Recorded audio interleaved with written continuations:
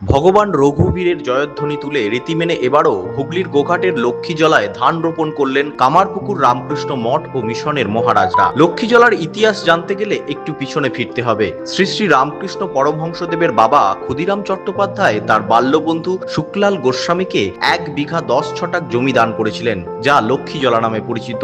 সেই জমিতে ঠাকুর রামকৃষ্ণের বাবা কুলদেবতা রঘুবীরের নাম নিয়ে প্রতি বছর রথযাত্রার দিন ধান রোপণ করতেন। তারপর থেকে অন্যান্য কৃষকরা বাকি জমিতেও চাষ করতেন। সেই ধানে ক্ষুদিরাম চট্টোপাধ্যায়ের ছোট্ট সংসার এবং অতিথি আপ্যায়ন হয়ে যেত। তারপরেও কিছু অংশ বেঁচে যেত। সেই পুরাতন চিরাচরিত কথাকে স্মরণ করে রথযাত্রার দিন কামারপুকুর মঠ ও মিশনের সন্ন্যাসীরা লক্ষ্মীজলায় এবারও ধান রোপণ করলেন। প্রতি বছরের মতো এই বছরও মঠের মহারাজদের ধান রোপণকে কেন্দ্র করে এলাকায় পুণ্যার্থীদের উৎসাহ ছিল চোখে পড়ার মতো। এ বিষয়ে কামারপুকুর রামকৃষ্ণ মঠ ও মিশনের অধ্যক্ষ স্বামী লোকোত্তরানন্দজি মহারাজ জানান, প্রতি বছরের মতো এবছরও প্রথা মেনে ধান রোপণ শুরু হলো। সকলকে সাথে নিয়ে শুভ দিনে ধান রোপণ করা হলো। লক্ষ্মীজলাতে কামারপুকুরের লক্ষ্মীজলা, সেখানে আমরা ধান রোপণ শুরু করলাম। এটি ভগবান শ্রীরামকৃষ্ণ দেবের পিতৃদেব ক্ষুদিরাম চট্টোপাধ্যায়, উনি তাঁর যে লক্ষ্মীজলা যে জমিটি, সেই জমিটি তিনি ধান রোপণ করতেন। জয় শ্রী রঘুবীর বলে 3 বার জয়ধ্বনি দিয়ে তিনি 3টে ধানের গোছকে রোপণ করে দিতেন। তারপর যারা জন মনীষ তারা বাকি কাজটা করতেন এবং সেখানে যা ধান উৎপাদন হতো ক্ষুদিরাম চট্টোপাধ্যায়ের তার সংসার পুরো চলে যেত রঘুবীরের কৃপাতে।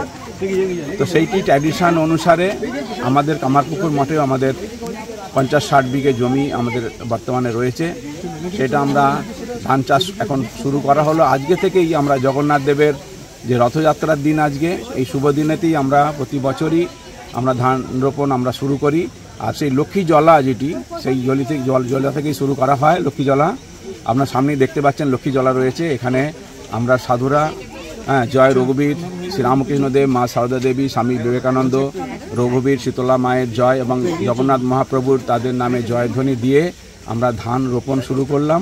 আমরা সব সাধু ব্রহ্মচারী ছিলেন এখানে, তারা সবাই মিলে আমরা ধান রোপণ করলাম একসঙ্গে।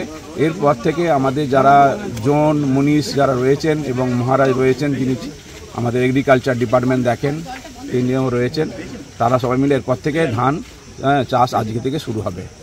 এইটাই আজকে হলো। আর এই ধান চাষ যে আমরা করছি, এই ধান চাষ আমাদের এছাড়া আমাদের কৃষি মেলা আমরা আগে করতাম, এখন আমাদের করোনার পর থেকে বন্ধ হয়ে গেছে।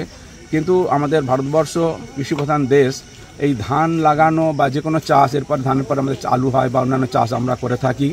এইটাই একটা মানুষের কাছে যে এই ধান রোপণ একটা কত বড় জিনিস, মা লক্ষ্মী আমাদের ভারতবর্ষের, সেইটা মানুষ দেখুক আমরা চাষ করছি। সবাই মানুষ যেন এইটাকে, কৃষিকার্য কোনো অবহেলার জিনিস নয়। কৃষি বিষয়ক অনেক গবেষণা হচ্ছে, অনেক বিশাল বিশাল বৈজ্ঞানিক তারা পর্যন্ত তারা শ্রম দিচ্ছেন যাতে বেশি করে খাদ্য উৎপাদন হয়। নিউজ আজ বাংলা, গোঘাট। তোর ছোঁয়ায় বদলে যায় মন, যতন করে সাজাবো আজ সুখী গৃহকোণ। মন পছন্দের শেষ কথা মানি লোকপ্রিয় মার্বেল অ্যান্ড হার্ডওয়্যার, সততাই আমাদের মূলধন। Marble, tiles, bath fitting, submersible, নল ফিটিংস, এখানে পাবেন সমস্ত পরিষেবা। আমাদের ঠিকানা ঘোষপুর, রামপ্রসাদ, হুগলি। যোগাযোগ 8170926495 অথবা 7363023971। তাহলে আর দেরি কেন, আজই আসুন লোকপ্রিয় মার্বেল অ্যান্ড হার্ডওয়্যারে।